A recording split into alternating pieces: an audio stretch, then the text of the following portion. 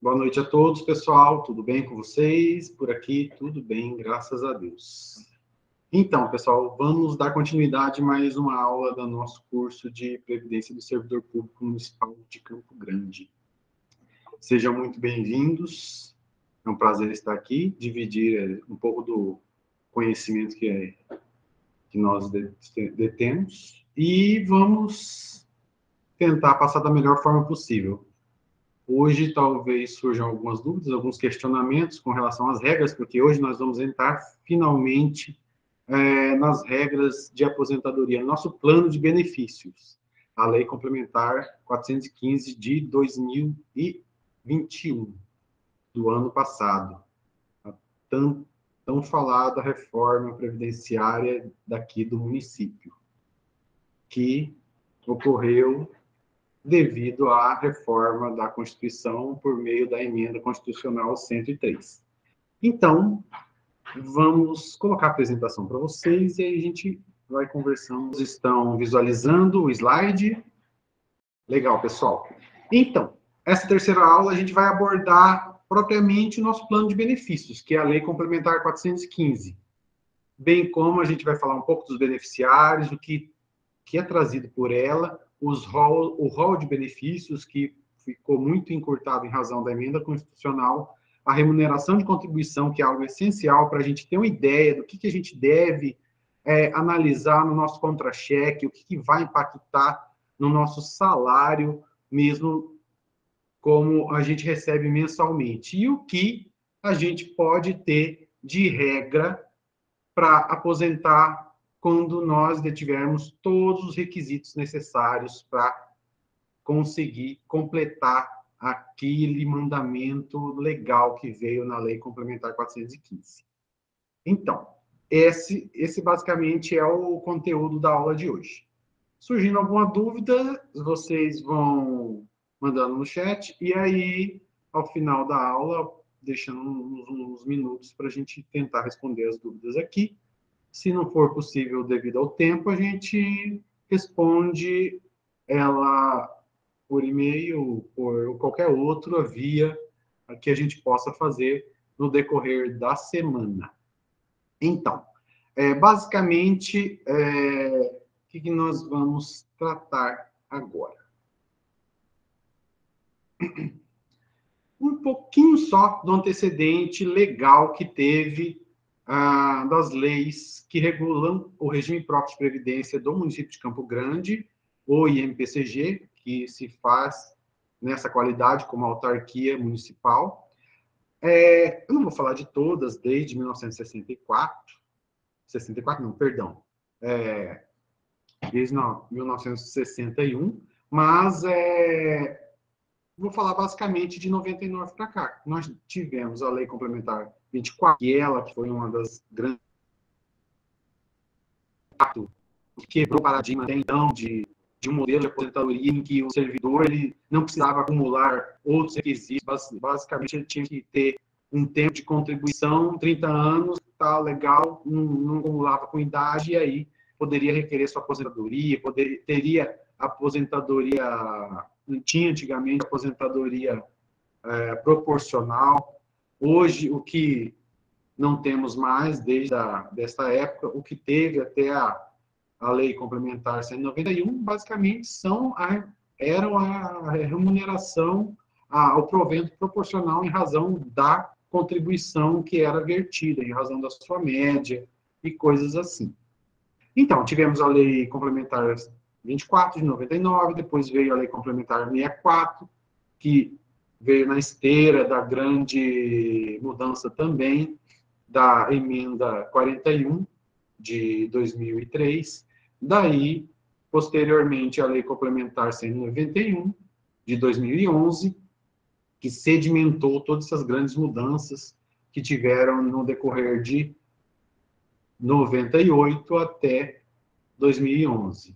Logicamente que tiveram algumas alterações legislativas, que lei complementar que altera a Lei Complementar 64, tal, lei 191, nesse sentido. Mas nada que a gente não deixe de comentar basicamente o cerne da lei, que é a lei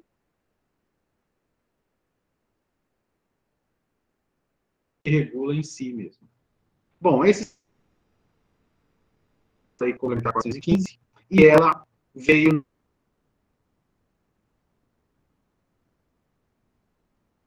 da emenda constitucional. Todos os entes que tinham regime próprio, que têm regime próprio de previdência, para fazer as alterações nos termos da lei complementar, nos termos da Constituição, da emenda constitucional 103. E essa emenda constitucional, basicamente, ela desconstitucionalizou um pouco as regras de aposentadoria do servidor público, na medida em que, agora, 2.151 no Brasil inteiro, dos 5 mil e poucos municípios, cada um desses 2.100 e poucos municípios, com regime próprio de previdência social, podem ter regras diversas, ou seja, cumprem basicamente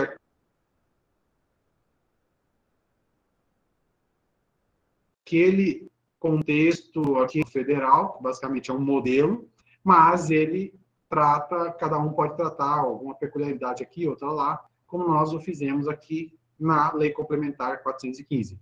Nós, na medida em que foi debatida lá no Instituto, por meio dos conselhos, e também debatida na Câmara e aprovada pelo legislador municipal e sancionada pelo prefeito municipal à época. Legal, então vamos continuar agora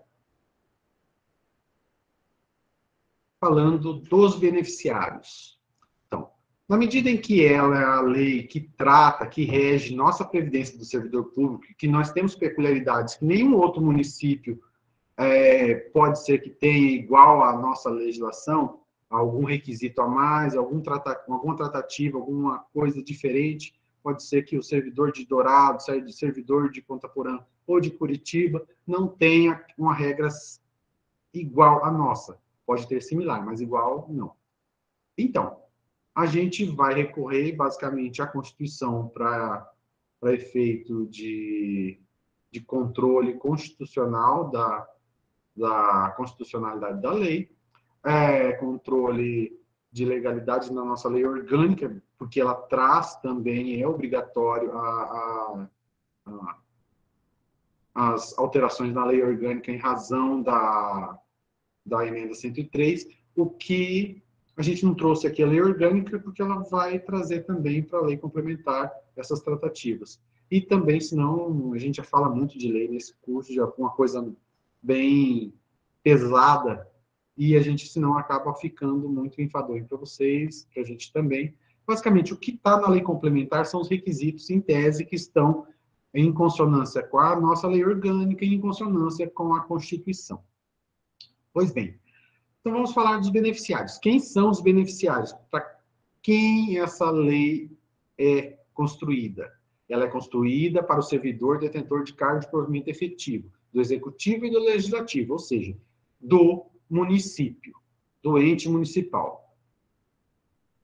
Se fosse Estado, como o Estado tem lá, seria para o executivo, legislativo e judiciário. Mas como somos um ente municipal, nós só temos o executivo e o legislativo aqui.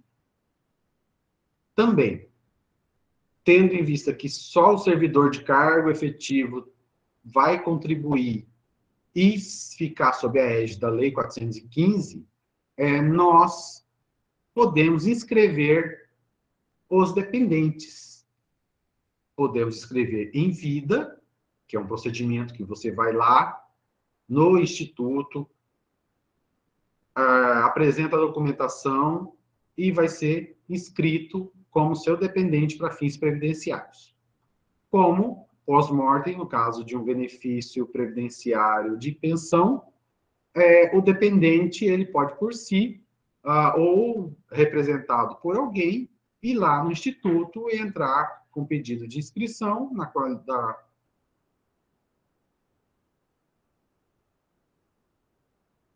dependente, também pode requerer benefício que será necessário para ele fazer todo o conjunto probatório, fazer toda aquela análise para daí conseguir o benefício previdenciário de pensão, no caso. Quem são dependentes? O cônjuge, companheiro, companheira, independentemente do sexo, independente da relação, se for heterossexual, homossexual ou qual for. Até o INPCG, historicamente, ele foi um dos primeiros regimes próprios a ter essa proatividade com relação à questão de gênero. Então, a legislação, se buscar a legislação anterior, às legislações até que eu já passei, para vocês verificarem que a questão de companheiro, independente do sexo, já é tratada, já foi uma situação, um olhar do Instituto, do legislador municipal, com mais carinho para todo e qualquer gênero que possa o servidor municipal se identificar. Também, os pais, mas tem condição específica para isso. Os pais, eles têm que não ter rendimentos próprios, sem amparo previdenciário, e que vivam às expensas do servidor, ou seja, sob sua dependência econômica. Quando se vai fazer a inscrição dos pais, vai fazer todo um procedimento de verificação. Nós temos uma equipe que vai no local, em regra, verificar se são realmente dependentes, faz todo uma análise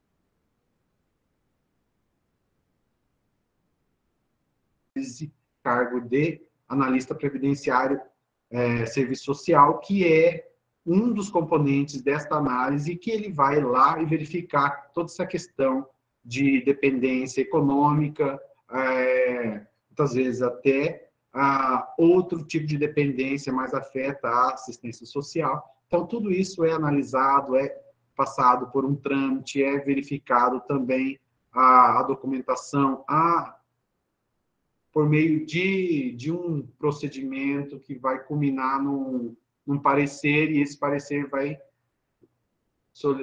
ser positivo ou negativo. E aí ele, no caso, vai ser homologado pela diretoria do INPCG, no caso em específico, a diretora-presidente, hoje, que é a Camila. Também, até os irmãos não emancipados, sempre menor de 21 anos de idade, ou inválido, ou que tenha deficiência física, mental, intelectual, sensorial, sem rendimentos próprios, sem amparo previdenciário, também que tem essa questão de dependência econômica.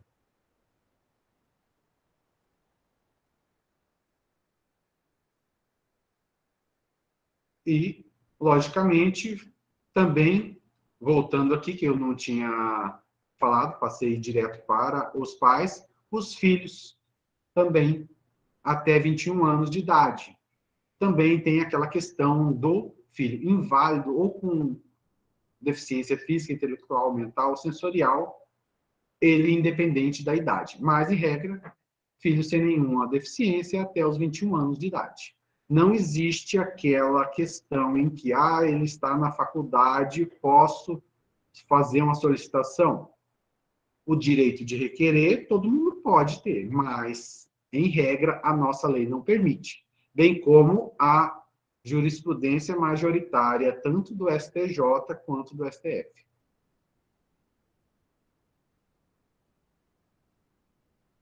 Pode ser que existam alguns casos que feita uma decisão que culminou em alguma decisão da nossa parte considerada errônea, que a pessoa tem. Mas, em regra, se buscar, a jurisprudência é firme no sentido em que filho é dependente previdenciário até os 21 anos de idade.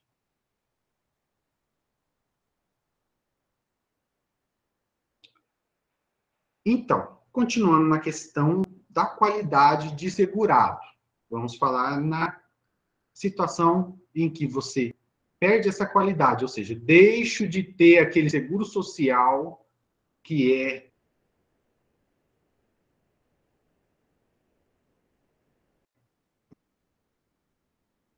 e eu me exonero ou sou demitido.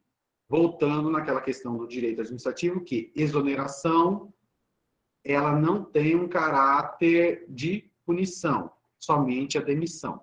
Então, você, a pedido, vai lá, se exonera. Você que não obteve aquela nota no estágio probatório, é exonerado, mas sem qualquer questão, só uma partezinha. E demissão é de acordo com o processo administrativo, um PAD que ele te dá toda a ampla defesa e contraditório, você, se fez alguma ação que incorra naquele tipo legal previsto no nosso estatuto, ou em alguma outra legislação, vai ser demitido e aí perde a qualidade segurada. Também, mas temos outras situações para falar sobre a perda da qualidade segurada.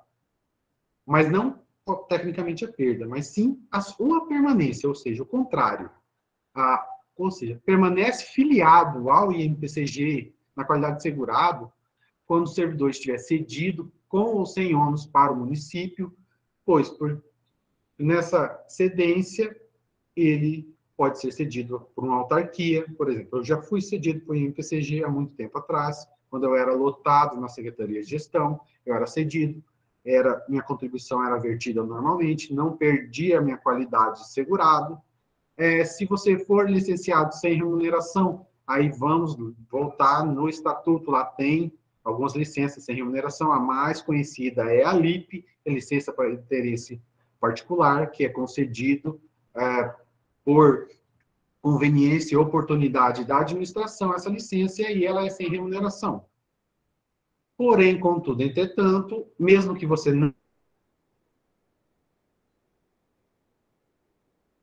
não contribua, porque é facultativo hoje, principalmente, contribuir durante essa licença sem remuneração, você permanece na qualidade de segurado do INPCG.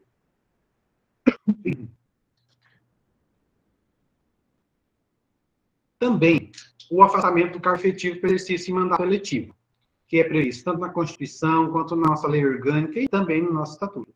Tem essa previsão legal. Tendo em vista que somente vereadores, para o cargo de vereador, pode, se houver compatibilidade de horário, a manutenção do cargo efetivo e o exercício da vereança, perdão, ainda não saí totalmente do resfriado. Então, eles podem ter essas duas atuações e, consequentemente, acumular até remuneração, desde que tenha foco naquela questão do teto do prefeito, mas pode ser acumulado e pode ser, e não perde a qualidade porque ele vai estar contribuindo.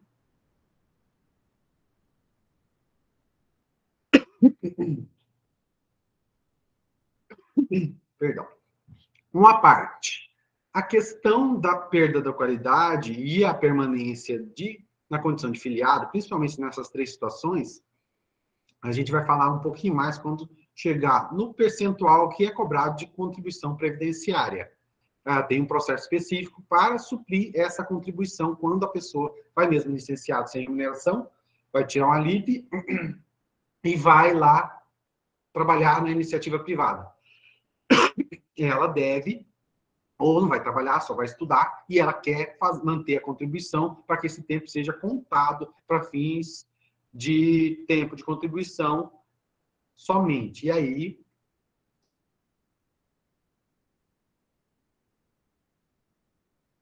ela vai fazer um procedimento que eu vou falar mais. Perda da qualidade de dependente. Para o cônjuge, por nulidade ou anulação do casamento, por separação judicial, por escritura pública ou por divórcio. Para companheiro, cessação da união estável. Como eu já falei, para filhos, irmãos, enteados, tutelados, por emancipação ou por completarem os 21 anos de idade. Aqui é a questão do inválido ou deficiência. Também a questão por óbito, né? Uma coisa mais objetiva. Para o inválido também tem a perda da qualidade dependente quando cessar a invalidez. Para quando deficiência, quando o afastamento, pelo afastamento da deficiência. E também a questão dos pais, lembrando, ou os os irmãos naquela questão, a dependência econômica. Perda da qualidade de segurado de quem ele dependa, que aí vem toda a questão que você está sob a égide da dependência econômica do titular, e aí, se você tem uma condição financeira ou vai perceber algum benefício previdenciário, algum outro benefício, você vai ter essa perda da qualidade de segurado. De dependente, no caso, segurado sim, é o titular. O que implica isso é a percepção ou não de determinado benefício, que hoje, basicamente, pro dependente se configura na pensão.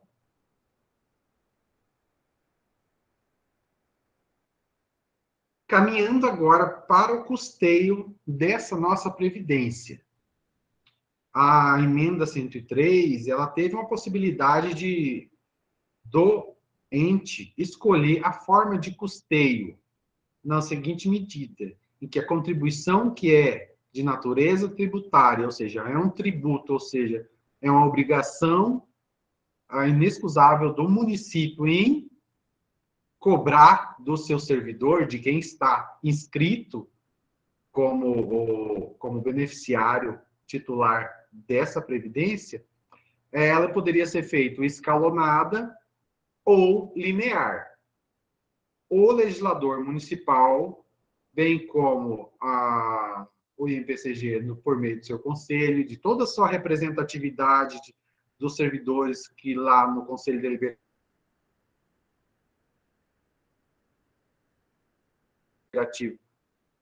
tem essa representatividade, sindicatos de todas as categorias, a maioria das categorias do município são representadas lá, são 18 componentes agora com a Lei Complementar 415, antes é um pouquinho menos, porém, principalmente os sindicatos, os representantes do Instituto, dos aposentados, bem como também do executivo, do patrão, do prefeito, analisaram e viram que entenderam que o melhor seria uma cobrança linear. E essa cobrança linear ficou em 14% da remuneração de contribuição para o servidor. E o município hoje também, com relação à sua contrapartida patronal, por meio da Lei Complementar 415, ele chegou ao limite máximo permitido pela legislação, que é o dobro da contribuição do servidor efetivo, que no caso 14 ficou 28. O segurado em afastamento sem ônus, é aquele caso que eu falei há uns minutinhos atrás, ele vai custear, porque quando ele sai para uma licença sem ônus, uma cedência sem ônus, em tese, o custeio patronal fica a cargo e sob sua responsabilidade, ou seja, o segurado que tirou uma LIP, no caso, um exemplo, ele vai pagar 42%. Se a base contributiva do sujeito for 10 mil, é 4.200, ou seja, é um valor altíssimo, quase inviabilizando. Mas é o que a lei previu, é o que temos hoje. Porém, em relação à contribuição da Previdência de períodos de LIP, especialmente temos esse processo, que o sujeito quiser pagar os 42%, ele vai entrar com o processo lá no INPCG de permanência de contribuição previdenciária, ou quando ele está no gozo da LIP, ou quando ele já gozou há um tempo atrás, já retornou, e quer que aquele tempo seja contado para fim de contribuição, por tempo de contribuição, para aquele período, basicamente, para tempo de contribuição, não, lembrando que não vai ser contado como tempo de serviço público, tempo no cargo, tempo na carreira, mas basicamente para o requisito tempo de contribuição, que é muito importante, principalmente na legislação hoje, na Lei Complementar 415, que ela trouxe diferenças em relação às legislações anteriores. Se ele assim o quiser, ele pode fazer essa contribuição retroativa, entrar com o processo de contribuição retroativa desse período que foi deixado de contribuir. Lembrando que O direito previdenciário, ele é regido por um princípio, ou seja, a legislação, ela é em razão do que está vigente à época, ou a contribuição é vigente em razão da legislação que estava na época, ou seja, há um tempo atrás, idos de 95, tal, 98, até 98, se não me engano, era 8%, e pagar 16%, assumindo a contribuição patronal e a do servidor. Até 2011, basicamente, eram 11%, então seriam 22%. Então, não seria o de hoje, 42%. Essa contribuição do segurado de afastamento, 42%, sobre a remuneração de contribuição, basicamente é em razão da vigência da Lei Complementar 415 em diante. Muitas vezes é interessante para o servidor fazer esse pagamento, até porque esse pagamento ele é analisado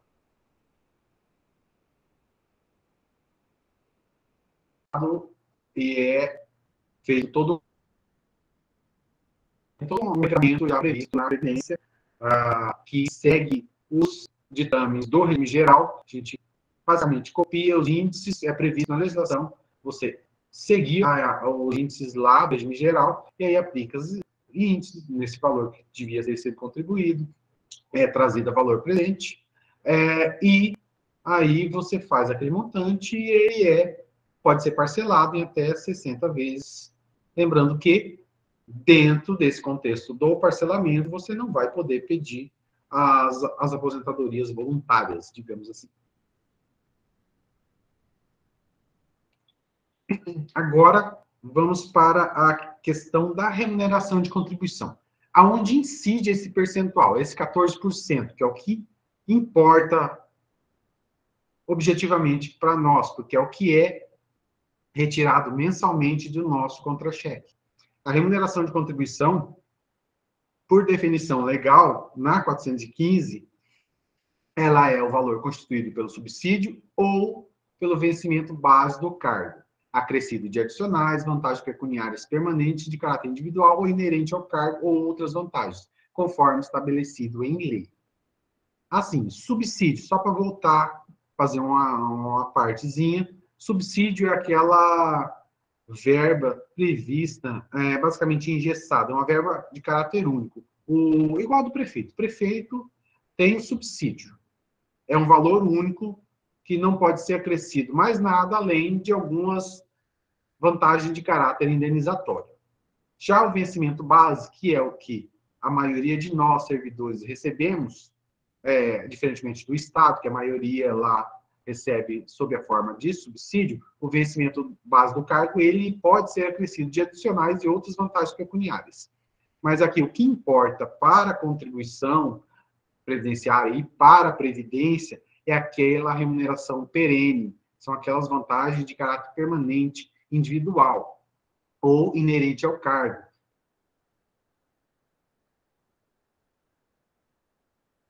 Um exemplo, inerente ao cargo, um adicional de função, de fiscalização. Um exemplo, outras vantagens pecuniárias permanentes de caráter individual, plantão. A ideia é essa. Também considera-se remuneração permanente. O senhor trouxe basicamente isso daqui, esse conceito, para vocês terem ideia, que é uma coisa mais subjetiva, muitas vezes acaba tornando-se subjetiva, mas a lei ela traz um conceito, que considera-se remuneração permanente o subsídio como parcela única e o vencimento acrescido de vantagens pessoais e os adicionais de função percebidos regularmente pelo servidor. Observado, quando for o caso, a média se paga em valor mensal variável. Esse é um conceito do nosso estatuto, outra lei, a Lei Complementar 190 de 2011. Então, esse conceito aí, ele também não é um dos conceitos mais objetivos, mas ele já começa a dar uma ideia melhor do que vai compor a remuneração de contribuição para fins de desconto da Previdência e para quaisquer outros fins previdenciários. Essa remuneração, ela vai ser regulamentada em razão. A Lei 191 anterior, ela tinha uma remuneração dizendo quais são as rubricas que compõem a remuneração de contribuição. A Lei Complementar 415 é de 8 de setembro de 2021 e publicada em 9 de setembro de 2021. Então, a partir de então, não tem mais sustentáculo aquele decreto, porque o decreto ele era regulador da Lei Complementar 191. Hoje está em estudo, tem um grupo de pessoas que são compostas tanto lá por pessoas do INPCG quanto por pessoas da SEGES, que estão estudando a remuneração de contribuição e estão redigindo um novo decreto que vai regular totalmente essa questão da remuneração de contribuição, provavelmente esse ano mesmo. Então, fiquem atentos, que é importante vocês terem ciência e quanto melhor informações possíveis sobre previdência, melhor vocês terão condições de verificar suas contas e suas previsões em seu planejamento mensal e como planejamento previdenciário para vocês. E também, na medida em que for redigido o decreto, que for publicado, vai constar lá no site do INPCG, que está sendo reformulado, provavelmente nos próximos dias, vamos ter uma cara nova para o site e ele vai ter mais informações, ficar mais acessível, mais transparente, com a transparência mais efetiva e objetiva para que nós, servidores, principalmente quem não tem a vivência em previdência, quem não tem aquela capacidade que demanda uma certa leitura de previdência, porque é algo que muitas pessoas não gostam, mas que é algo necessário, que é algo bem formal, que é algo que a gente tem que começar a vivenciar cada vez mais. Então, a gente vai tentar fazer da melhor forma possível o site para vocês entenderem melhor e terem mais acesso, mais fazer um controle social da nossa previdência, controle social do servidor, porque a previdência é feita por nós e é para nós.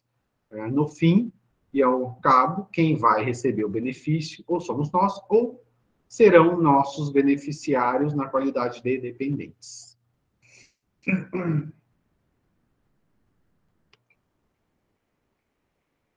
Então, pessoal,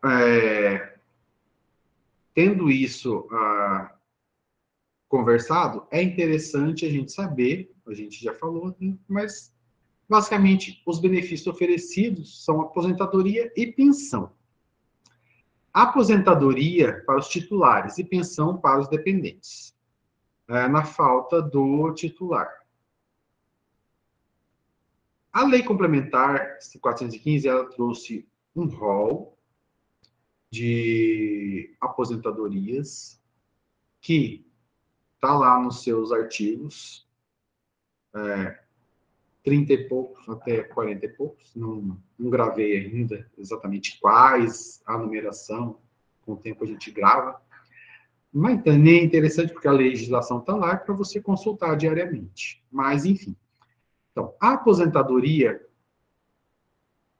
para melhor entendimento, pelo menos o que eu entendo ser melhor, principalmente nas regras gerais que nós vamos ver hoje, foi dividida em mais tópicos do que está na lei, para facilitar o entendimento. A pensão, nós vamos falar mais para frente. Vamos passar primeiro por aposentadorias, das aposentadorias, e cada aposentadoria a gente vai falar ao final também a forma de cálculo dela, bem como a sua atualização. Aposentadoria, a gente vai falar agora a regra geral. Essa regra geral, ela é em razão da vigência dessa lei complementar, ou seja, para quem não completou todos os requisitos, vai poder se aposentar na medida em que tiver os requisitos da Lei Complementar 415, aposentar por a regra vigente nela. Quem já completou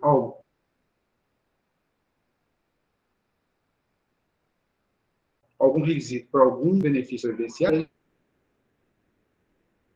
dependendo do se a gente for um pouquinho mais rápido, se eu conseguir falar um pouquinho rápido, aí a gente, até o final do curso, esgotar os benefícios aqui oferecidos por essa regra, bem como as regras de transição e também de pensão, eu vou falar também das regras do direito adquirido, ou seja, aquelas que eram vigentes anteriormente. Mas, basicamente, o foco serão as regras da Lei Complementar 415 e as regras de transição. Por quê? Quem adquiriu o direito de aposentar-se até a vigência dela, legal, está com o direito adquirido, o que vier a mais, ele é um plus para ele. Mas quem não tem, está na expectativa. E a expectativa, ela é um pouco cuidada, o legislador cuida da expectativa, principalmente com as regras de transição. Porque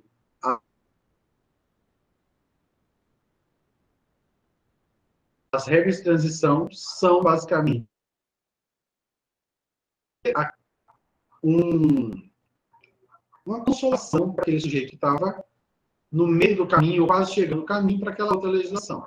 E aí ele tem o direito adquirido a ter aquela regra de transição, na medida em que ele complete todos os requisitos daquela regra de transição. A ideia é essa. Então, a regra geral, basicamente, nós temos a aposentadoria por incapacidade permanente, que antigamente, até a Lei 191 e até a Lei Complementar, a Emenda Constitucional 103, era aposentadoria por invalidez. Hoje, trocaram de nome e colocaram aposentadoria por incapacidade permanente. Temos a aposentadoria compulsória, que mudou, zero, nada mudou da legislação anterior, e temos a aposentadoria voluntária, que aí eu achei por bem dividir melhor para a gente aprender. Primeiro a aposentadoria voluntária da mulher, depois do homem, depois a aposentadoria voluntária da professora, depois a aposentadoria voluntária do professor, também a aposentadoria voluntária especial, que é servidor ou servidor com deficiência, que essa nem na legislação passada tinha regulamentação, nem na Constituição Federal, que tinha só a previsão para que uma legislação complementar federal regesse toda a aposentadoria especial do portador de deficiência. Não foi feito, e agora, com a emenda 103, trouxe a possibilidade de nós, sim, fazermos a regulamentação da aposentadoria voluntária especial. O que ocorreu? Hoje, o município de Campo Grande tem uma regra para o servidor que é deficiente, portador de necessidades especiais, tanto que entrou por meio do concurso, bem como que adquiriu no ínterim do exercício do cargo. Mas isso a gente vai falar no momento certo, quando a gente falar especificamente da aposentadoria especial do servidor ou servidora com deficiência. Também temos a aposentadoria voluntária especial, a exposição a agentes prejudiciais à saúde. Ela também padecia do mesmo problema do portador da aposentadoria do servidor com portador de deficiência. Porém, por meio de mandados de injunção antes das emendas constitucionais 103, da emenda constitucional 103, teve, a partir de 2008, salvo engano, vários mandados de injunção, que são considerados ações constitucionais, nomeados geralmente como remédios constitucionais, para que são entrados junto ao STF, foram entrados junto ao STF, para que o legislador ele suprisse essa carência de legislação, e que, no caso concreto, lá, o sujeito lá que entrou conseguisse aposentar especial porque ele considerava que ele foi exposto a agentes prejudiciais e ele estava sendo prejudicado em razão da ausência daquela legislação, ou seja, da ineficiência do legislador e do executivo, isso geral, no país inteiro, em fazer toda a regulamentação dessa aposentadoria especial. Lembrando que o regime geral e INSS já tem uma ampla a legislação já tinha ampla legislação sobre aposentadoria especial. E, nesse mote, que o STF editou a súmula vinculante 33, e lá, de tanto serem interpostos os mandados de injunções, lá no STF, eles viram que era uma necessidade premente e houve aquela edição da súmula vinculante que obriga toda a administração pública a cumprir. E lá disse que, na súmula vinculante 33, que na ausência de uma regulamentação para aposentadoria especial, do parágrafo 4º do artigo 40 da Constituição, naquela época era esse o legal, os agentes que se achassem prejudiciados, tivessem sido prejudicados, a sua saúde em razão da exposição de agentes prejudiciais, eles deveriam entrar com um requerimento no seu ente, no seu regime próprio, e lá ia ser analogicamente usado as regras do regime geral de previdência social e concedido a aposentadoria especial, se fosse o caso, para o sujeito. Também, a regra geral, cabe a pensão por morte. Hoje nós não vamos falar para a pensão por morte. Esse é um dos últimos assuntos que a gente vai deixar depois de esgotar, como eu já disse anteriormente. Mas as regras de aposentadoria da regra geral, como vamos falar hoje, são essas, basicamente. E a aposentadoria, as regras de transição para quem já estava no sistema, a gente vai falar na próxima aula. Então, vamos dar continuidade. Mas daqui a pouquinho a gente vai, no intervalo que tem das 19 às 19h10, vou ler um pouquinho das perguntas, daí a gente já começa tentando responder rapidamente as questões que vocês fizeram aí no começo, ok? Como eu já disse também, temos ainda as outras regras, que são as aposentadorias decorrentes do direito adquirido, legislações anteriores, e as hipóteses previstas nessas regras de transição previstas nessa Lei Complementar 415, que são as regras de transição que a gente vai tentar garantir a expectativa do direito do sujeito.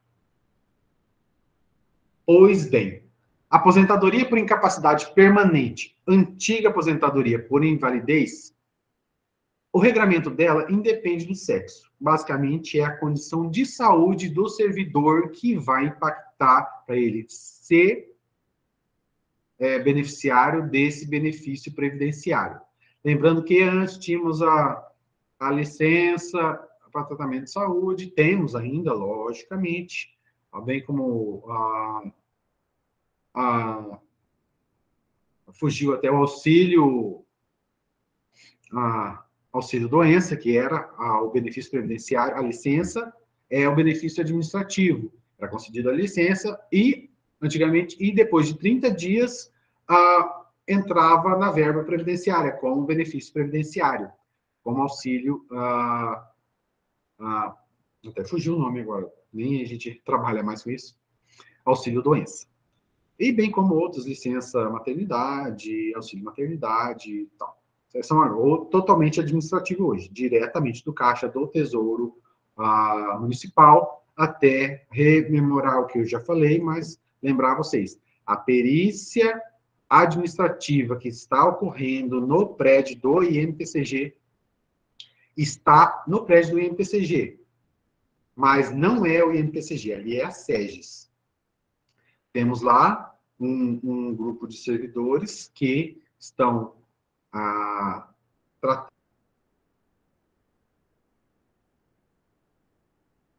tratando a perícia administrativa. Temos também a perícia previdenciária, essa sim é o INPCG, mas ela só é basicamente para essas questões de aposentadoria ou incapacidade, um laudo que tem que analisar as questões relativas a benefícios previdenciários. Hoje, o que se pede é ter uma incapacidade permanente atestada pela perícia médica previdenciária do INPCG, que hoje só trata disso, aposentadoria e pensão, ser insuscetível de readaptação. A readaptação antes, que era um instituto basicamente dos regimes estatutários de todos os entes, se já era previsto, basicamente, para o direito administrativo, ela foi elevada na Constituição. Então, está previsto lá na Constituição, no artigo 40, a readaptação. E ela deixou de ter, basicamente, aquela readaptação provisória e readaptação definitiva. Ainda vão tratar melhor dessa regulamentação da readaptação, provavelmente, nessa questão. Bom, mas a partir do momento em que a perícia ela analisa o sujeito, e o sujeito ele não pode ser readaptado de forma alguma em nenhuma outra função similar em que ele não tenha prejuízo e que a administração não tenha prejuízo também, lembrando que a gente trabalha para o Estado, para a administração pública e para o cidadão. Então, temos que obedecer os princípios constitucionais do artigo 37 da Constituição, nosso mnemônico famoso lá, o LIMP. Então, na medida em que ele é insuscetível de ser readaptado, não é mais adequado, mais equilibrado, mas não é nem um pouco eficiente sua readaptação, tanto para o sujeito quanto para a administração, é passível de ser aposentado por incapacidade permanente. Lógico que também tem que ter sido precedido uma licença, um tratamento de saúde, com um período mínimo de 24 meses. Esses 24 meses já veio da legislação anterior. Também tem um período lá, fazer exame, olhar o laudo do médico assistente, verificar lá em loco, na perícia, pedir mais exames, se for o caso, e analisar que sua incapacidade é irreversível, ele já vai de plano homologar a aposentadoria por incapacidade permanente. Então,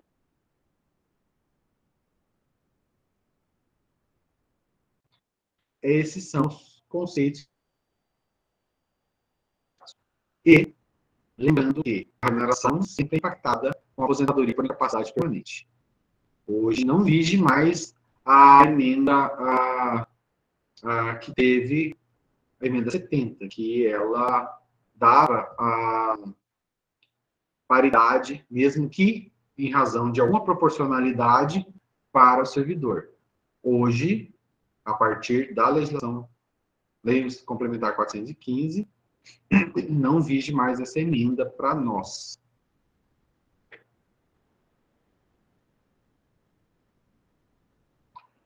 Aposentadoria compulsória. A aposentadoria compulsória, ela veio historicamente calcada em 70 anos, até a emenda 88. Veio a emenda com 88, conhecida como PEC da Bengala, que veio basicamente para ajudar basicamente esses altos cargos, especialmente do judiciário, que poderiam ser indicados até determinada idade e ficar até 65 anos e ficar até 70 anos. E hoje, desde então, desde a emenda 88, ficou em 75 para esses altos cargos. Previu-se na emenda 88 a edição de uma lei complementar, 157, salvo engano. Não sei se é esse número exatamente, fugiu da memória. Mas ela veio regulamentar para todos nós. Então, a partir de então, e também com a reforço da emenda 103, temos a aposentadoria compulsória para o servidor municipal do município de Campo Grande, fixada em 75 anos. Chegou aos seus 75 anos, você não pode ficar no município como servidor efetivo. Você vai ser dispensado, vai ser aposentado e vai ter todo um cálculo, que a gente vai falar daqui mais um minutinho, sobre esse cálculo de aposentadoria. Também é importante dizer que, na medida que o sujeito está com 75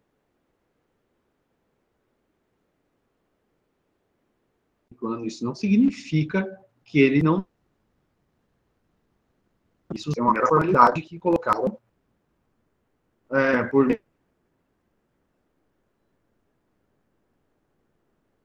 os outros, esse número aí. Com 75 anos, ele está em plena forma, em plena maturidade intelectual. Esse também é um dos argumentos que usaram para a PEC da Bengala.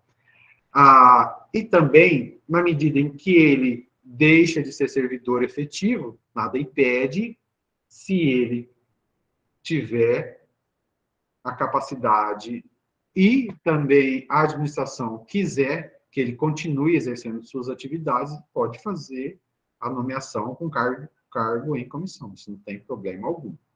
Não vai afetar nada o exercício da aposentadoria dele, o gozo da aposentadoria dele.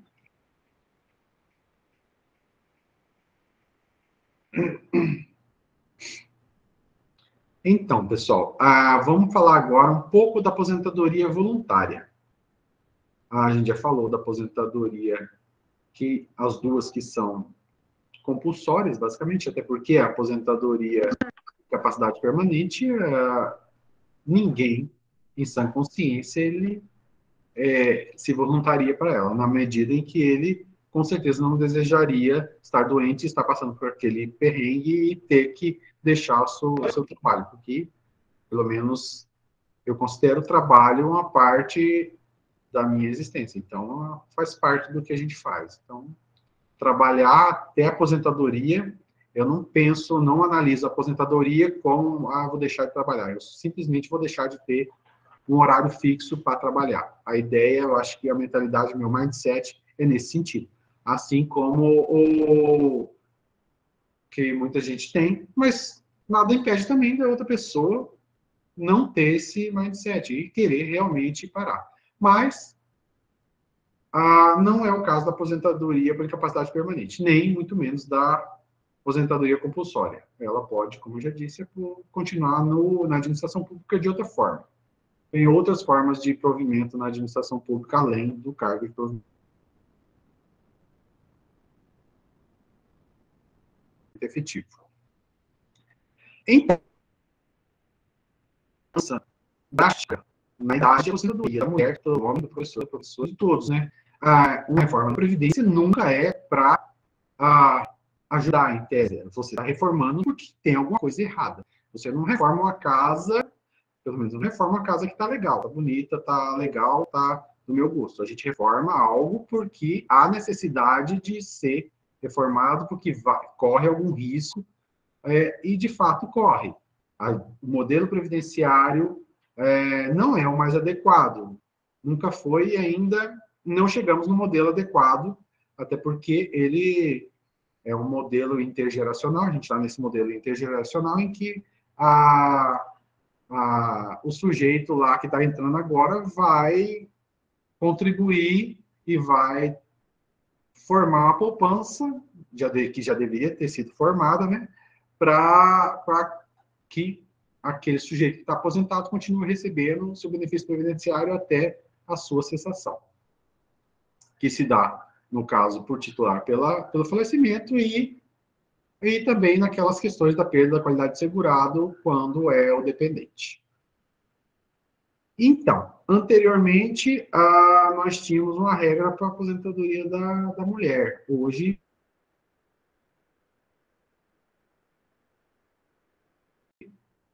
que era basicamente, nós temos que a idade para a aposentadoria voluntária feminina é de 62 anos de idade. Para o nosso regra geral. Temos outras possibilidades que a gente vai falar mais à frente nas regras de transição. Mas a regra geral hoje, para quem entrou depois, principalmente da Lei Complementar 415, ele vai poder aposentar, ela vai poder aposentar com 62 anos de idade, com 25 anos de contribuição, tempo mínimo de 10 anos de efetivo no serviço público e tempo mínimo de 5 anos de efetivo exercício no cargo em que se dará a aposentadoria. Então, aparentemente, aumentou-se o tempo na idade e reduziu-se o tempo de contribuição, que antes eram 30 anos. Contudo, esses 25 anos, eles impactam nos proventos, ou seja, no nome que se dá à remuneração do aposentado, que, na medida em que ele aposenta por média, ou seja, mesmo que pela integralidade da sua média, a nomenclatura é proventos. Quem aposenta com paridade e integralidade, que a gente vai falar mais para frente também, os conceitos de paridade e integralidade, ele aposenta e tem a mesma forma que ele recebia na atividade, ou seja, uma remuneração. Você vê todas as rubricas separadas, bonitinho. No provento, é uma rubrica única com o valor integral daquele cálculo. Pois bem, então, frisando, temos 62 anos de idade para a mulher, ela tem que ter cumulativa. Ela não pode, se ela tiver 61 anos de idade e 30 anos de contribuição, por essa regra, ela não aposenta. Se ela só tiver 62 anos de idade, 25 anos de contribuição, mas só 5 no serviço público, não aposenta. Ela tem que ter 62 anos, 25 anos de contribuição, 10 anos de efetivo exercício no serviço público e 5 anos de efetivo exercício no cargo em que se dará a aposentadoria. Os 5 anos de efetivo exercício no cargo que se dará a aposentadoria, por lógica, é aqui no município. Porém, 10 anos de efetivo exercício no serviço público pode ser em qualquer outro serviço público. Ela poderia estar no Estado, ela poderia estar na União, ela poderia estar como militar da União, lá há milhões de anos atrás, e no momento em que se deu a aposentadoria dela, em que se deu a contagem de todos esses 4 requisitos, ela acumulou os 4 e ela tem o direito adquirido a essa regra. Se ela só tivesse 3 requisitos, ela não teria direito adquirido a essa regra. Ela teria expectativa de direito nesta regra. Ela estaria quase, no quase. Então, na medida de completar tudo, ela vai ter direito adquirido a esta regra. E a forma de cálculo, mais para frente eu vou falar, porque a forma de cálculo para essa regra geral é única, com algumas diferenças para a questão da aposentadoria por incapacidade permanente. A regra geral, ela tem a mesma forma de cálculo, que a gente vai falar. Pessoal, agora nós vamos falar da aposentadoria voluntária para o homem. Vai dar o horário do intervalo, vou deixar para falar na volta. Enquanto isso, eu vou desligar a câmera, vou deixar vocês à vontade para tomar uma água, para pensar mais alguma dúvida, e que quiser colocar no chat, e a gente vai falando daqui mais uns minutinhos. Um abraço, até daqui a pouco.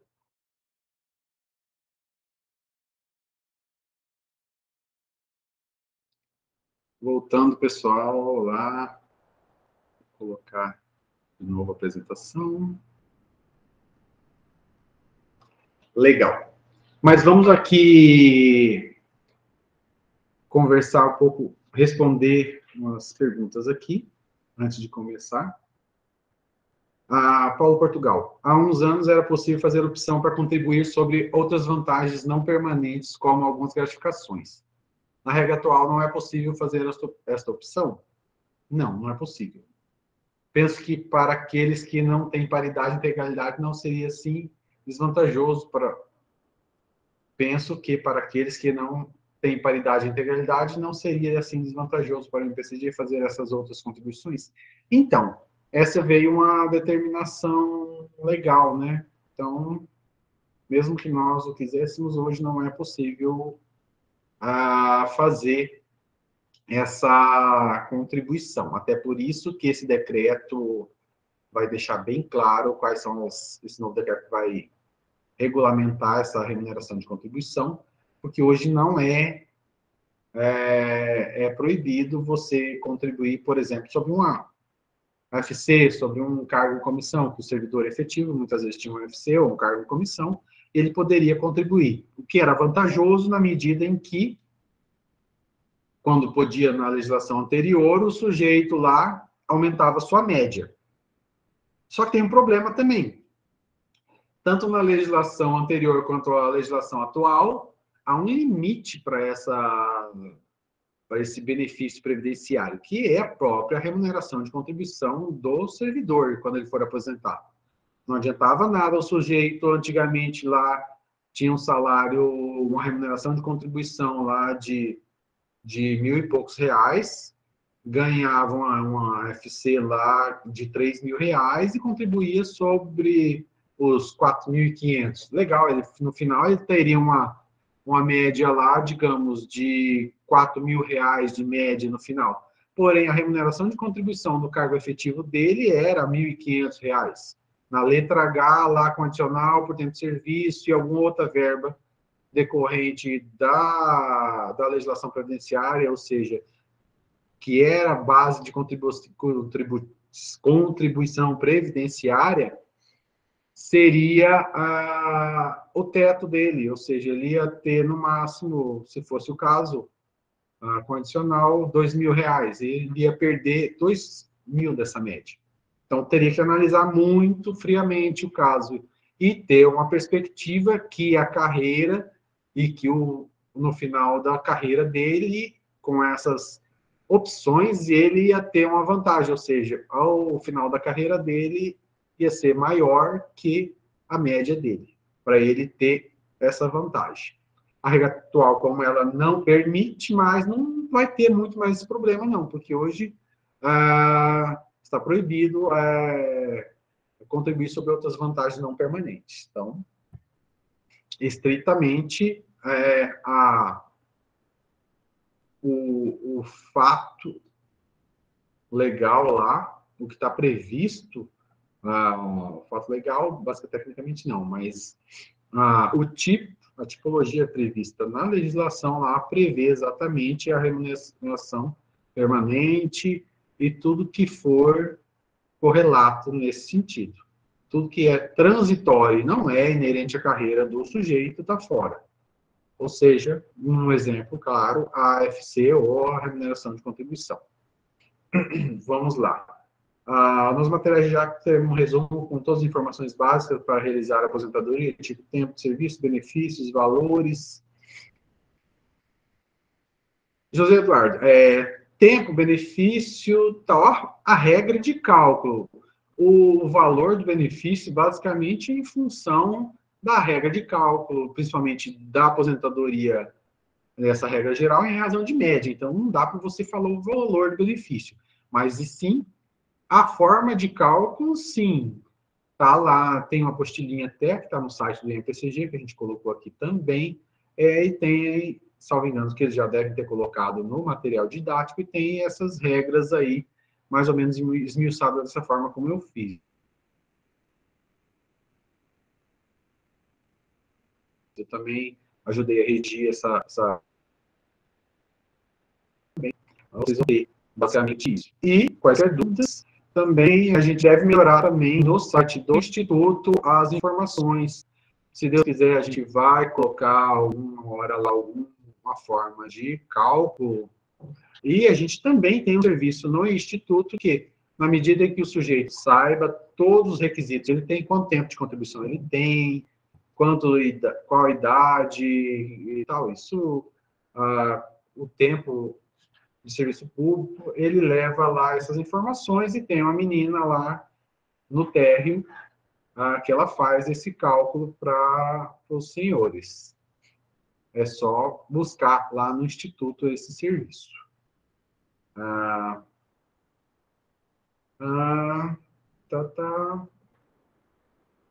Enir só relembrando como faz a presença na live. Acredito eu que a presença já está sendo registrada na medida que você está aqui. Mas, enfim, os meninos disseram que tem que assinar uma lista aí. Então, depois eles vão responder certinho, vão chamar aí no chat para fazer essas informações. Legal, partindo novamente para as regras voluntárias, em específico a regra voluntária de aposentadoria do homem, a regra geral, hoje prevista na Lei Complementar 415. O homem, o servidor público municipal do sexo masculino, ele aposenta hoje com 65 anos de idade e 25 anos de contribuição e 10 anos de efetivo exercício no serviço público e 5 anos de efetivo exercício no cargo em que se dará a aposentadoria. Ou seja, em razão da acumulação de todos esses 4 requisitos. também sofreu uma elevação drástica em 5 anos. Tudo isso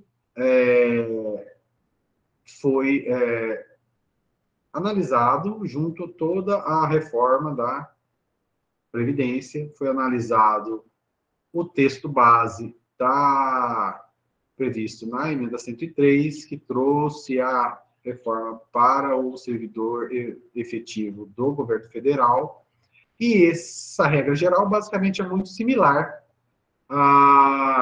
ao que temos na aposentadoria voluntária do servidor no governo federal, principalmente na questão da idade, nos 25 anos. Em tese, como eu já falei, anteriormente aos 25 anos eram 35 anos, desceu a questão para 25 anos e aumentou 5 anos a idade. Porém, contudo, entretanto, tudo tem um fator. Esses 25 anos, no cálculo, ele vai representar determinado percentual. Ou seja, essa queda de 35 para 25 não é bom negócio na medida em que mexeu com a forma de cálculo da aposentadoria. Mas, como toda reforma eu falei, é para resolver alguns problemas, principalmente para resolver a questão da solvência da previdência do servidor público municipal, estadual e federal, do modelo de aposentadoria em si, que é debilitado e ainda continua.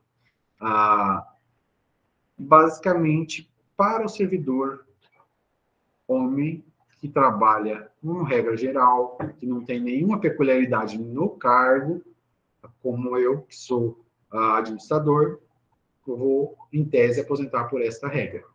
Tecnicamente, não vou, talvez, em razão das regras de transição, porque eu já estou antes da edição da Lei Complementar 415. Porém, para essa regra específica, eu posso me aposentar, se Deus quiser, e se não vier outra regra, outra reforma da Previdência, que eu também acho que pode ser que venha, até eu me aposentar, ou até vocês, no caso, dependendo, cada um tem seu cada um tem sua história de vida, seu tempo e condições. Então, é a situação peculiar de cada um. Lembrando que a legislação, a aposentadoria, os requisitos estão postos estaticamente e, teoricamente, na legislação, está lá em abstrato na legislação, e ele vai casar com os seus requisitos da vida real, o que é real para você, a sua idade, o seu tempo de contribuição, o tempo que você trabalhou no serviço público, o tempo que você está naquele cargo, porque você pode estar há 8 anos no serviço público do município, mais alguns anos no serviço público do Estado, ter contribuído, ter averbado esse tempo, mas está nesse outro cargo no município há 3 anos. Então, você vai ter que esperar mais 5 anos até completar. Então, é uma conjugação de fatores. Mas, basicamente, o mínimo para essa regra é 65 anos de idade para o homem, 25 anos de contribuição, 10 anos de efetivo exercício e no serviço público e 5 anos no cargo.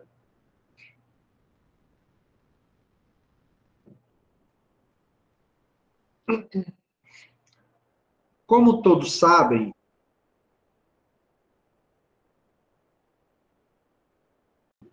a partir dessa regra voluntária,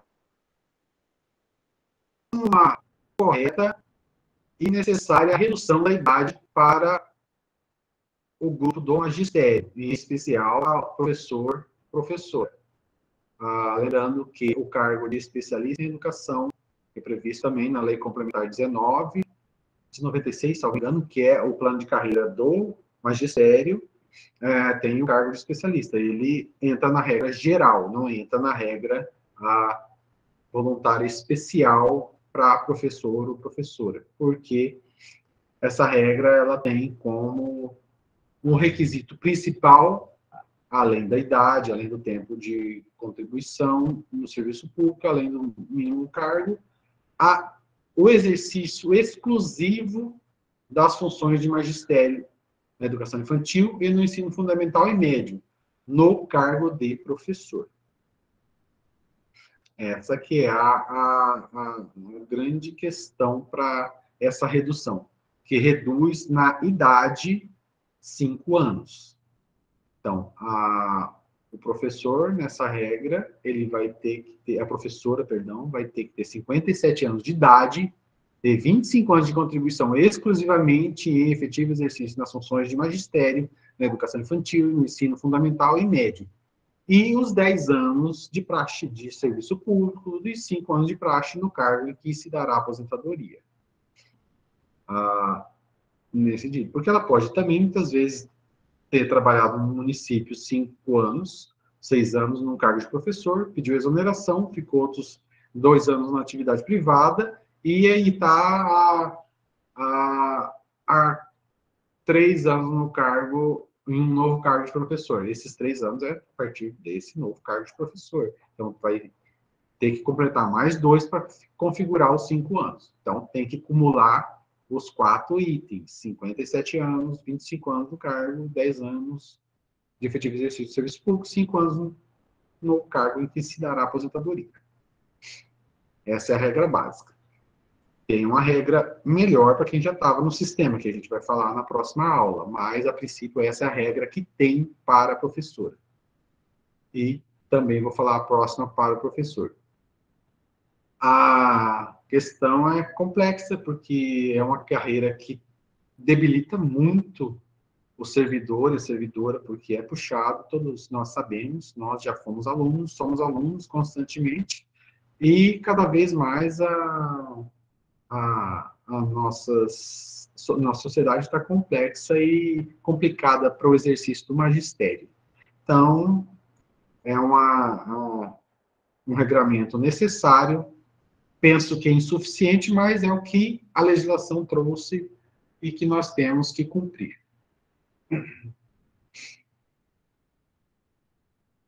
No mesmo sentido, é a aposentadoria voluntária do professor. Antes era 55 anos, porque reduzia de 60 anos para 55, 5 anos na idade. Hoje, reduziu porque de 65, na regra geral, para 60 anos de idade. O que reduziu também, proporcionalmente, que antes era 30 anos e 55, né, exclusivamente no exercício do magistério. Hoje, a regra geral prevê 60 anos, 25 anos de contribuição no magistério, na educação infantil, no ensino fundamental e médio.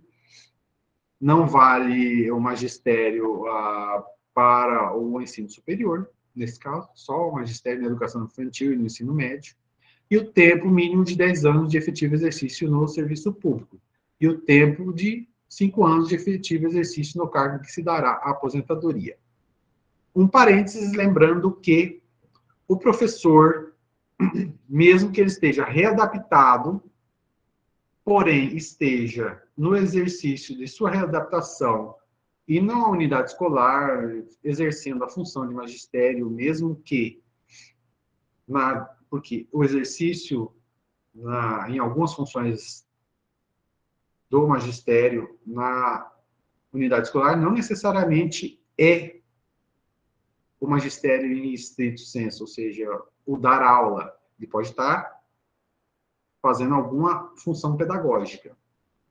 Então, desde que ele esteja readaptado nessa função e lotado em uma unidade de educação, ele vai estar cumprindo esse requisito de 25 anos.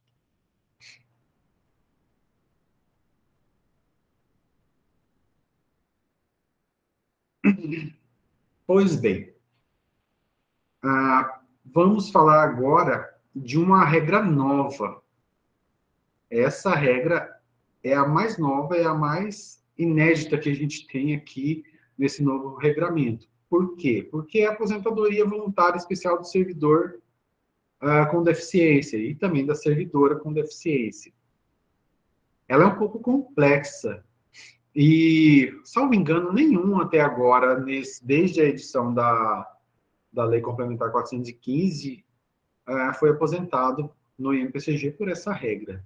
Provavelmente nos próximos anos, em algum momento, vai ocorrer essa concessão desse tipo de aposentadoria. mas é bom que saibamos que é uma regra que pode ser para nós, que por algum infortúnio, a gente sofreu um acidente que nos torne deficiente, ou aquele próprio servidor que entra pela cota constitucional e legal prevista para os portadores de necessidade especial, para os portadores de deficiência, e ele pode exercer esse direito na medida em que ele cumpra todos esses requisitos previstos agora na Lei Complementar 415, que ela está regulando inteiramente essa modalidade de aposentadoria, que é uma das modalidades que está na regra geral. 60 anos de idade é a idade mínima para a servidora com deficiência. 10 anos de efetivo exercício no serviço público, isso é, basicamente, uma regra geral, sempre, todas as regras prevêem 10 anos de efetivo exercício no serviço público. Porém, além dessas duas regras, também a gente tem que ter um tempo mínimo de contribuição, ou seja, 15 anos. 15 anos de contribuição. Também tem que comprovar que essa deficiência ocorre, no mínimo, há 15 anos. E o sujeito pode ter 60 anos de idade, 10 anos de efetivo exercício no cargo público, tempo de contribuição de 15 anos, mas ficou deficiente nesse ínterim há 12 anos. Então, ele não cumpriu o requisito mínimo até o momento. Logicamente, temos mais requisitos, porque além desses 4, temos o requisito de 5 anos no efetivo exercício no cargo de cidadão da aposentadoria, como de praxe também, e mais um requisito em razão da natureza da deficiência. Se ela for grave, se ela for moderada e se ela for leve. Para a servidora com deficiência, isso vai ser diferente no seguinte sentido. Se for grave, além desses requisitos, desses 5 requisitos que já estão aí postados acima, ela vai ter que ter 25 anos de contribuição. Ou seja, esses 25 anos, ele vai se sobrepor àqueles 15 anos lá. Porque, a princípio que ela tiver os 15 anos, ela não vai poder aposentar se ela não tiver os 25. Então, na medida que ela tiver os 25 anos de contribuição, ela vai sobrepor os 15 anos. Então, ou, no caso de moderada, 29 anos de contribuição. E, no caso de leve, 33 anos de contribuição. Essa é para a servidora especial. Tem 3 questões em questões. Legal. Daqui a pouquinho eu já vou olhar as questões. Perdão, eu coloquei servidora, mas é o servidor. Agora que nós vamos passar para a servidora. Retomando aqui, ó, tá até o servidor. Deixa eu pegar o Del aqui e colocar. Eu estava achando bem alto para mulher mesmo. Mas, servidor com deficiência. Essa, voltando, frisando, desculpa, 60 anos de idade, 10 anos de efetivo exercício, 15 anos, e 15 anos no mínimo de existência com deficiência. E esses 15 anos no mínimo, ele acaba tornando-se ineficiente na medida em que o outro requisito previsto para essa regra, ele previu que tenha que ter também 15 anos de contribuição, em vez de 15 anos torne-se ineficiente na medida em que ele vai ter que ter 25 anos para grave, 29 anos para moderada e 33 anos para leve. Agora sim, nós vamos falar da servidora com deficiência. A servidora segue aquele esquema da redução da idade um pouquinho. 55 anos de idade. 10 anos de efetivo exercício no serviço público, isso é prático. Os 15 anos também, para essa regra, é prático para ambos os sexos. 15 anos mínimo de contribuição e 15 anos comprovando a existência daquela enfermidade, daquela deficiência. Os 5 anos também de praxe. O que vai mudar basicamente está na idade e no tempo de contribuição em razão da deficiência grave. No caso moderada ou leve. No caso grave, no caso da servidora, do sexo feminino, ela vai ser em torno dos 20 anos de contribuição. Aquele tempo mínimo de contribuição sobe de 15 para 20. E no caso da moderada, o 15 sobe para 24. E no caso da leve, o 15 sobe para 28 anos. Errei aqui. Trouxe errado aqui, tá? A leve são 20 anos aqui, eu esqueci de deletar. 20 anos. Então, 24, eu deletei, errei tudo aqui. Na hora de fazer o Ctrl+C, Ctrl+V, nesse slide, eu coloquei tudo errado. Então, são 20 anos para leve, 24 anos para o tempo de contribuição de deficiência moderada e 29 para a contribuição para deficiência grave. 29 anos. Reforçando. Aposentadoria voluntária especial da servidora com deficiência é 55 anos de idade, 10 anos de efetivo exercício no serviço público, 15 anos de contribuição, 15 anos no mínimo, e aí ele vai aumentar em razão da gravidade da deficiência, e 5 anos no cargo. Sendo gravidade grave, a deficiência grave, são 29 anos. Deficiência moderada, 24 anos. E deficiência leve, 20 anos. Basicamente, esses são os valores. Deixa eu ver um pouquinho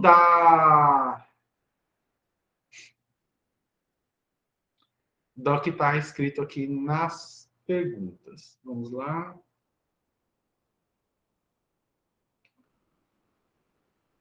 Brenda, a categoria de aposentadoria compulsória é para todo regime em si ou depende do cargo? Não, para todos. Servidor, quaisquer cargo.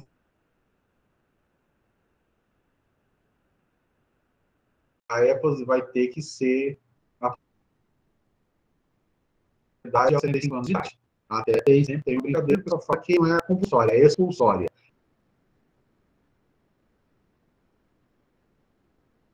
O nome correto é aposentadoria compulsória. O que está previsto no...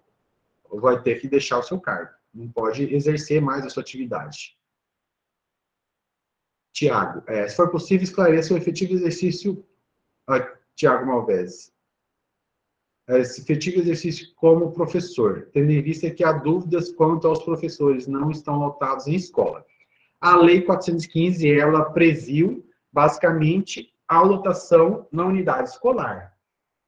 O melhor esclarecimento para isso seria legal que houvesse um parecer, mas um parecer que esclarecesse melhor, provavelmente deve ocorrer mais para frente isso, porque deve ser Tiago Alves, deve ser a Mariana, ela é da SEGES, então a gente já trabalhou junto. Então, a gente já sempre teve, até na época que a gente trabalhava com a contagem dos requisitos para aposentadoria, sempre é complexo mesmo, porque não tem há dúvidas quanto o efetivo exercício como professor. Penso eu que com a 415 ela foi até realmente mais clara em deixar previsto que o servidor se você analisar que o servidor que está lotado na escola, em exercício da atividade pedagógica, no caso do servidor que está readaptado. Porém, na medida em que não tem exercício de atividade pedagógica por professores em outras unidades, muitas vezes na unidade central, o que esclareceria isso é um trabalho conjunto entre INPCG, SEGES e Secretaria de Educação, para que, se fosse esclarecido melhor por meio de um parecer e, quiçá, até configurado num parecer vinculante sobre essa questão. É possível que seja analisado isso, tem que ser, basicamente, reclamado, eu não vou falar reclamado, mas tem que ser provocado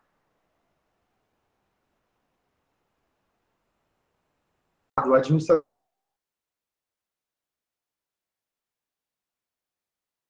magistério. Quem tem mais capacidade para dizer o que é o efetivo exercício do professor é quem está tecnicamente gerindo o magistério, dirigindo e exercendo o magistério. Então, isso é algo que tem que ser, pode ser, e eu acredito que tem que ser melhor esclarecido. É algo que o servidor deve buscar, as entidades de classe podem requerer, e também a própria administração, na medida em que ela vê esse problema, pode fazer uma tratativa entre as secretarias para melhor esclarecer. Acredito que isso, nos próximos tempos, deve ser esclarecido, porque estão fazendo todo um novo regramento, um novo estudo sobre as contribuições que a gente deve ser vertidas, e vem na esteira desses decretos, provavelmente outros decretos para melhor regulamentar a Previdência. Então, pensando nessa questão, a resposta, não sei se esclareci bem, ou pelo menos é o que eu penso como servidor também, e também como servidor do Instituto, na medida em que isso vai impactar na gente. Quanto mais informações, melhor.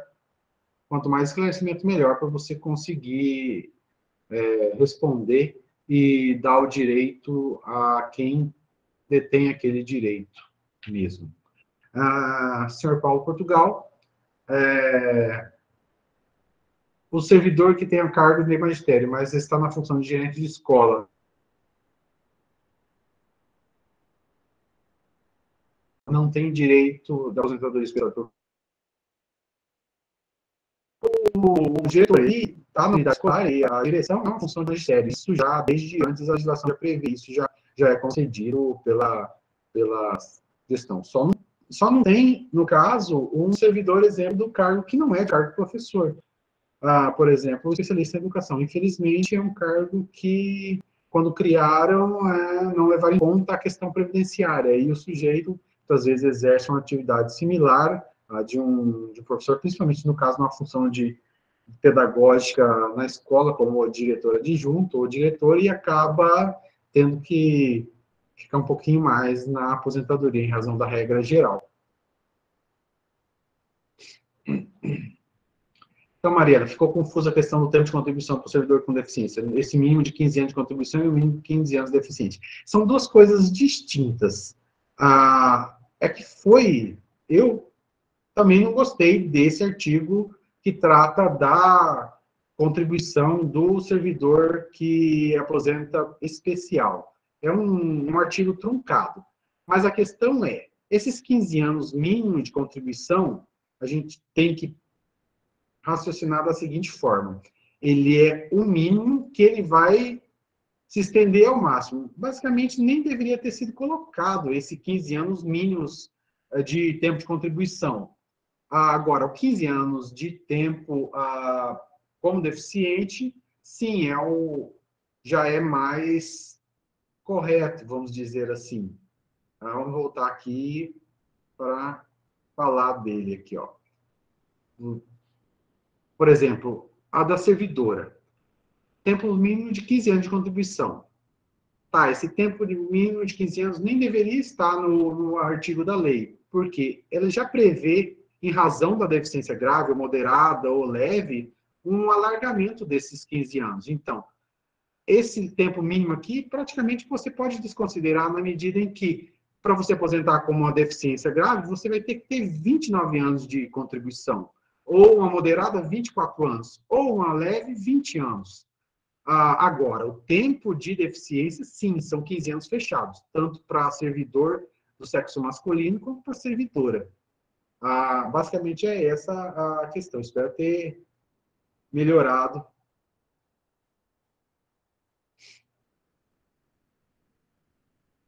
Isso, exatamente. Exatamente, Paulo. Eu aqui, na hora de digitar, é que inverti as bolas. A grave sempre é maior, daí vai reduzindo para moderada, e a leve é menor, perdão. A grave é menor, a leve, a moderada é um meio termo, e a leve é maior. Ou seja, os 29 anos estão na leve, perdão. Bom, bem lembrado. Foi na hora de digitar, de copiar lá, foi Ctrl+C, Ctrl+V, que foi nesse sentido. Então, 20 anos na grave, até porque você não poderia ficar mais grave mesmo, o raciocínio é esse. A deficiência moderada, ela vai ficar em 24 anos, e a leve, 29 anos. Algo que, tanto nessa questão aqui, quanto na especial, é complicado, né? Exatamente. Ó, o servidor ele já vem nessa esteira de 25 anos na grave, 29 anos na média, que é a moderada, e 33 anos, que é na leve. Então, tem toda essa gradação.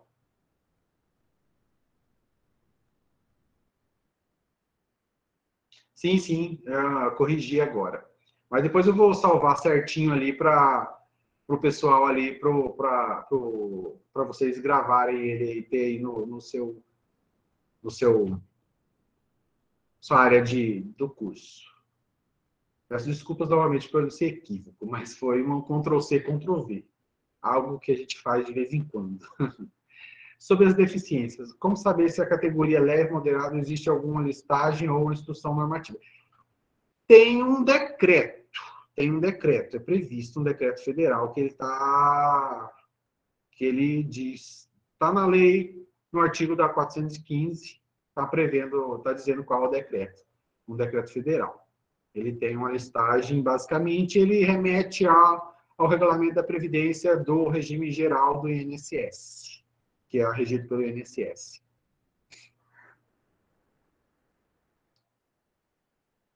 Exatamente, já foi a alteração. Voltando aqui.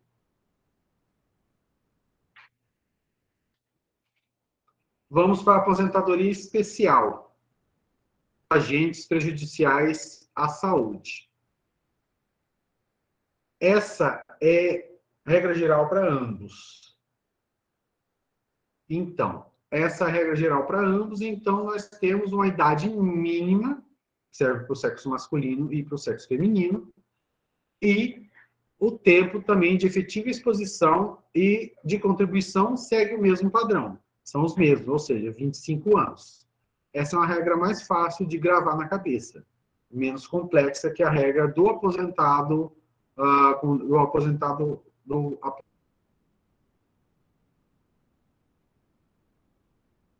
aposentando com deficiência. Você tem 60 anos de idade, 25 anos de efetiva exposição, 25 anos de contribuição, tempo mínimo de 10 anos e tempo mínimo de 5 anos no efetivo exercício do cargo. E lembrando que o exercício dessa atividade não deve ser intermitente, ou seja, não deve ter pausa. Você vai lá, trabalha lá, sob a égide daqueles agentes judiciais, e passo 5 anos fazendo atividade administrativa e volto para lá. Não, tem que ser contínuo, permanente. Aí tem toda uma forma de você fazer toda essa gradação, toda essa análise.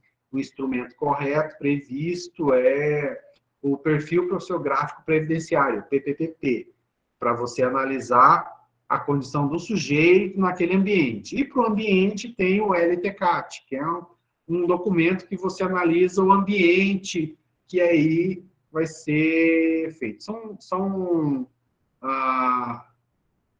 Pode fazer exatamente, Tijuana, também acho uma lástima isso daí. Eles colocaram essa regra, no meu entender, no meu modesto entender, essa regra que trouxe, que já veio basicamente, que está replicada, o que está na emenda 103, é uma regra temerariamente inconstitucional, porque o sujeito, se já entrou no serviço público com 18 anos, se a ideia de aposentadoria voluntária especial é para você deixar de exercer aquela atividade, porque aquela atividade te reduz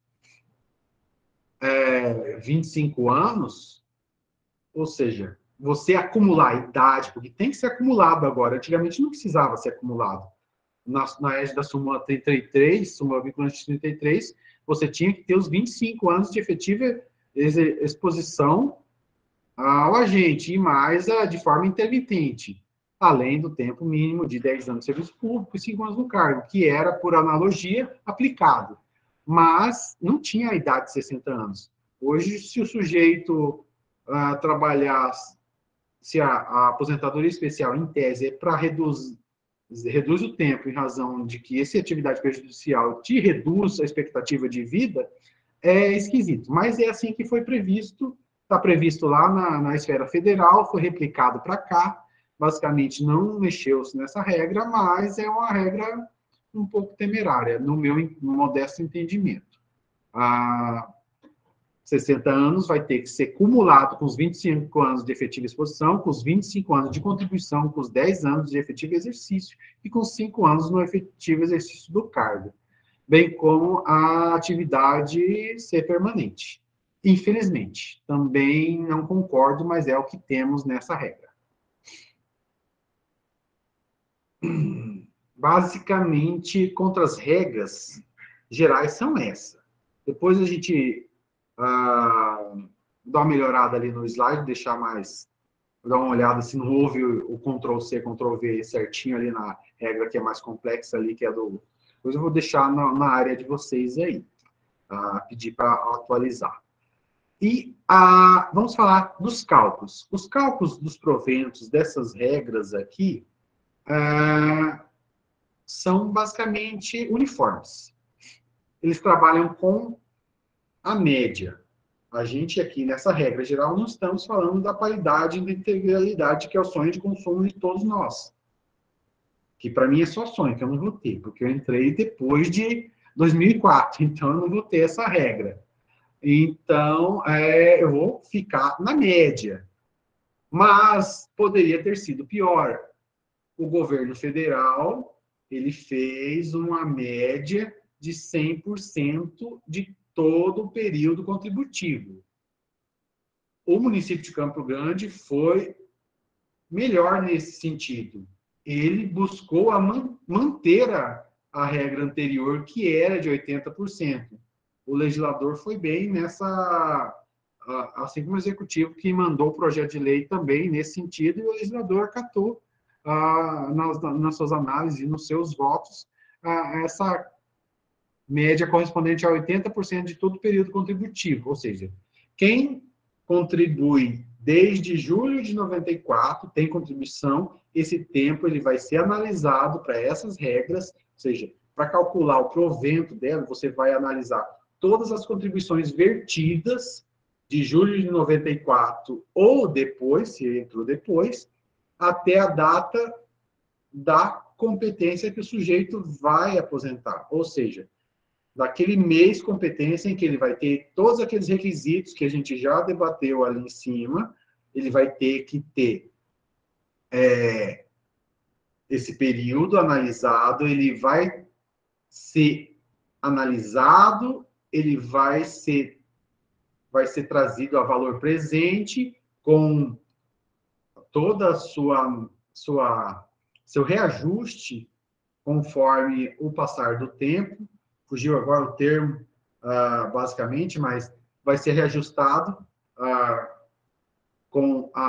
de acordo com a inflação, com o índice inflacionário, até a data presente, vai trazer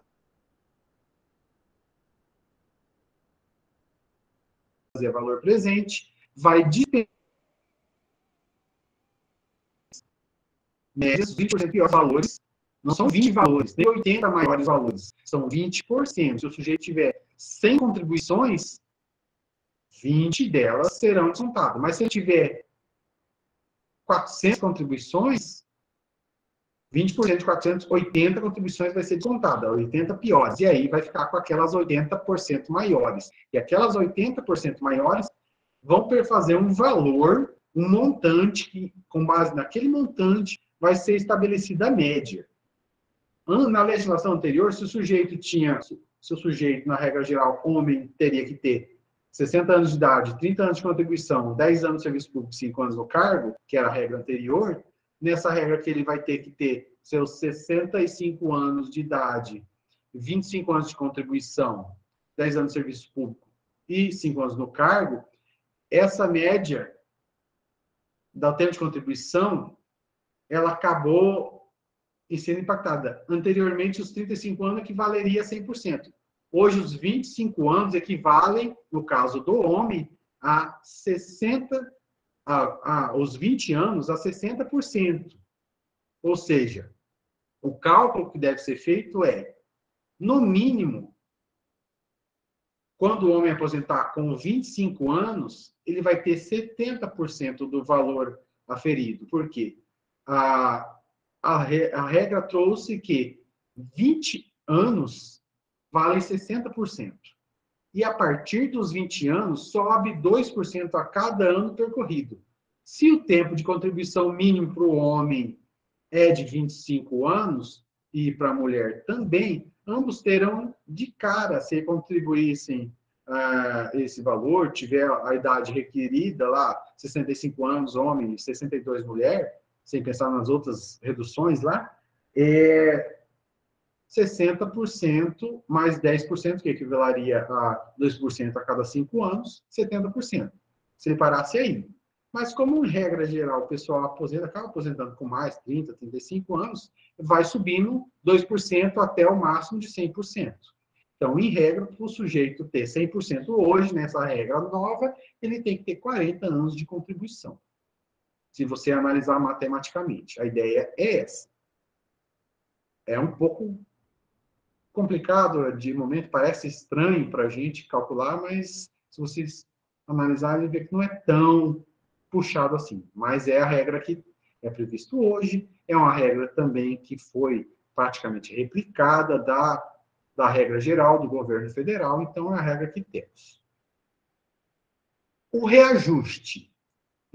A forma de reajuste não é paritário como os ativos, que nem é o que a gente desejaria ter, dependendo da categoria, logicamente, tem tudo que ser analisado. O regime de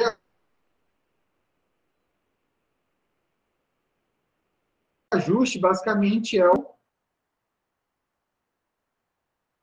que muitas vezes o servidor passa anos, que paridade passa anos sem um reajuste, em razão dos problemas de caixa, de negociação salarial com a entidade patronal, no caso o município, o prefeito, ou no caso legislativo, o presidente legislativo, enfim. Quem é reajustado pela regra geral, anualmente ele vai ter a reposição da inflação de acordo com o índice usado pelo INSS. Então, anualmente vai ter aquele reajuste. Em tese, não perderia valor. A gente sabe que a economia não é bem assim, mas, em tese, a previsão é para essa. O servidor que também tem que ter uma observação. O aposentado por incapacidade permanente, esse sim pode pegar 100% da média aritmética, sem tempo de contribuição mínimo, que nem a gente trata nas outras modalidades. Mas vai depender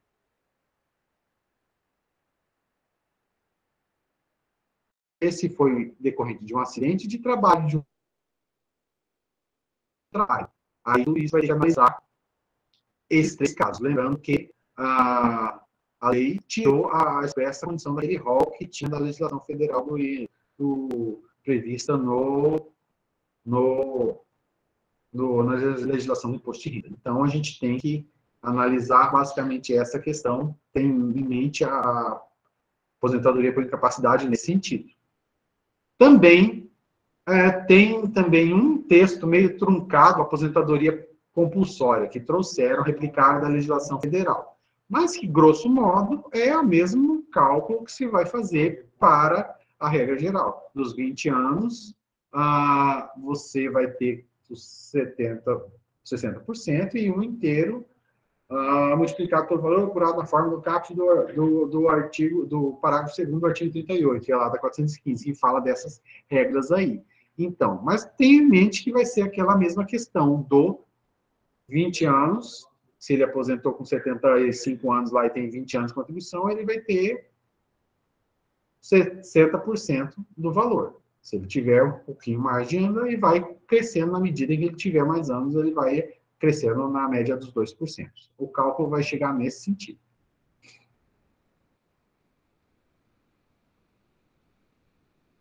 Um exemplo aqui, um exemplo da regra geral que eu trouxe aqui para ficar um pouco mais fácil de entender a mecânica. Se o sujeito, se fulano tem 5 mil reais de média, ou seja, desde 94 ele contribui, tal, descontou uns 20% das piores médias e fez aquele 20% aqueles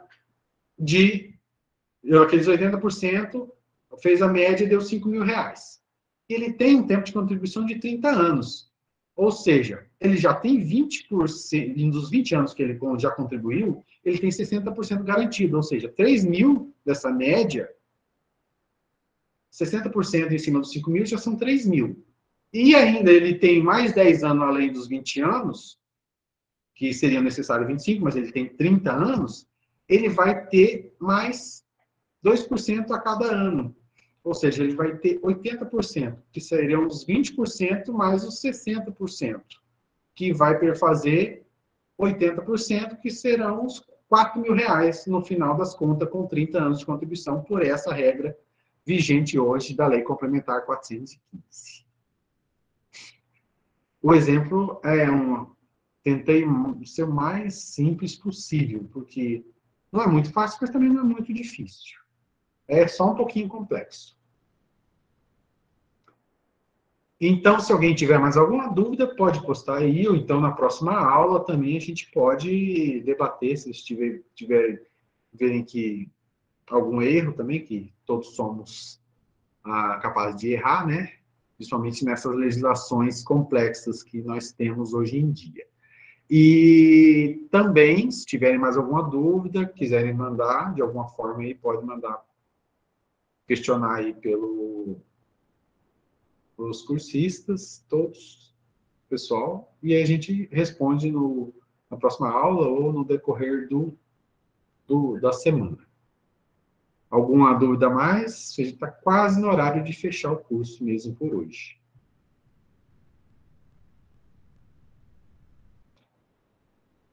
Então, pessoal, espero ter correspondido um pouco da expectativa de vocês. Desculpe pelos erros que trouxemos e na próxima tentaremos melhorar. E quaisquer dúvidas, estamos à disposição.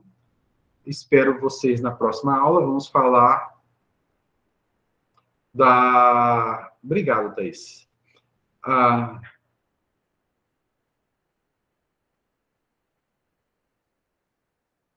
Nós não somos mais Previcamp. Né? O Previcamp é só frisar o Enir, Godoy. Qual o amparo legal da exclusão das doenças graves elencadas na regra geral para a aposentadoria por incapacidade do regime próprio? O amparo legal é a Lei Complementar 415 e a Constituição que trouxe que nós podemos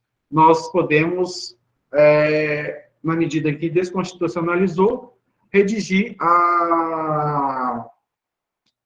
basicamente a legislação conforme as peculiaridades do município. E aí trouxe isso. Não, que não vai ser utilizada ao não estar na lei, não significa que a pessoa tem essa doença grave e o médico não vai deixar de dar. Basicamente porque muitas vezes aquele rol também é um rol considerado por alguns um rol exemplificativo e por outros um rol exaustivo. Talvez, no futuro, a gente veja que não constar na Lei 415 pode ser que seja algo melhor, porque aí fica o médico perito mais à vontade para verificar in loco aquela doença, aquela incapacidade do sujeito e mesmo que não foi colocado em lei, mas ele tem o conhecimento técnico suficiente e é o único que pode falar se aquela doença realmente é grave, se aquela doença realmente vai impactar, é ele. E ele é soberano. Nem o judiciário, em tese, vai se imiscuir na seara do perito. Quem pode se imiscuir na seara do perito é outro perito. E aí o que faz o judiciário, muitas vezes, é analisar quem tem os argumentos e convencer, de acordo com a legislação, de forma mais adequada possível. Mas a ideia é essa. A exclusão, a base legal para a exclusão, basicamente, é a competência municipal para exercer a competência de legislar sobre previdência e, no caso, conforme a lei complementar, a emenda constitucional 103 e tal, nesse sentido. Basicamente é isso. Obrigado, desculpe a todos e tenham uma boa noite. Espero vocês na próxima aula para falarmos das aposentadorias que venham ser redigidas sob a égide das hipóteses de transição. Beleza? Um abraço a todos e tenham uma boa noite. Fiquem com Deus. Grande abraço.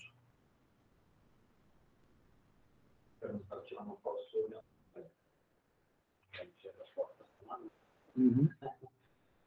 Vou baixar aqui. Entendeu? Você sai dela.